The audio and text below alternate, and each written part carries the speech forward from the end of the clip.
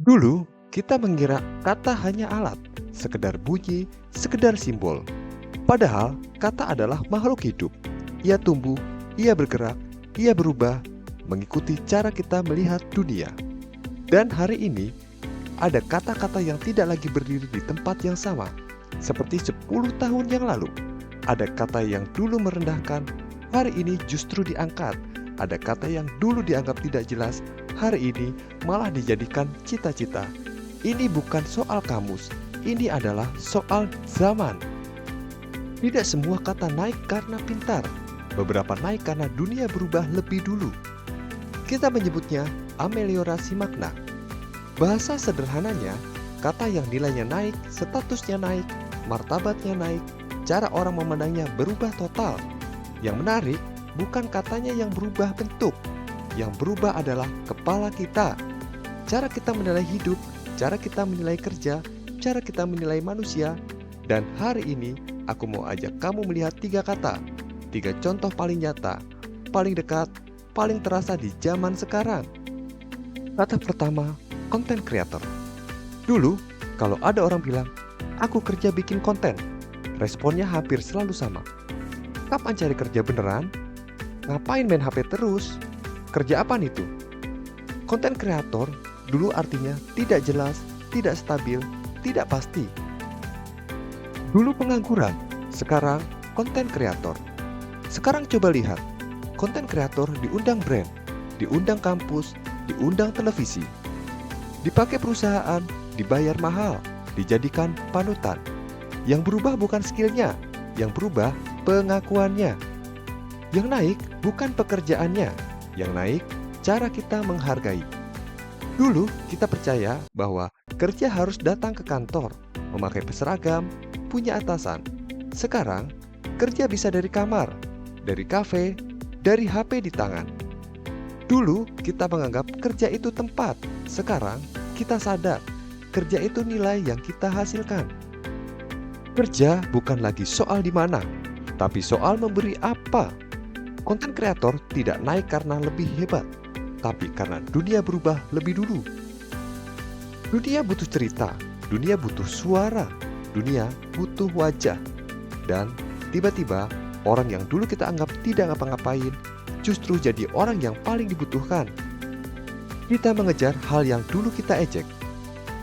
Kata kedua, freelance. Dulu freelance artinya tidak punya kerja tetap, tidak punya gaji bulanan, tidak punya jaminan. Orang tua bilang, cari kerja yang aman. Teman bilang, jangan aneh-aneh. Freelance dulu identik dengan ketidakpastian, sekarang identik dengan kebebasan. Dulu tidak tetap, sekarang bebas. Freelance hari ini bukan berarti menganggur, justru sebaliknya. Bekerja untuk banyak orang, mengatur waktu sendiri, menentukan harga sendiri. Yang berubah bukan katanya, yang berubah nilai yang kita kejar. Dulu kita kejar stabil, sekarang kita kejar fleksibel. Zaman dulu butuh aman, zaman sekarang butuh uang. Freelance hari ini bukan soal malas, tapi soal tidak mau hidup di pola lama. Tidak mau hidup dikendalikan jam, tidak mau hanya hidup untuk absen. Bukan menolak kerja, tapi menolak cara lama bekerja. Dan yang paling menarik, banyak orang yang hari ini bangga jadi freelance adalah orang yang dulu dianggap tidak punya arah. Maknanya naik karena kesadaran kita juga naik. Kata ketiga, introvert.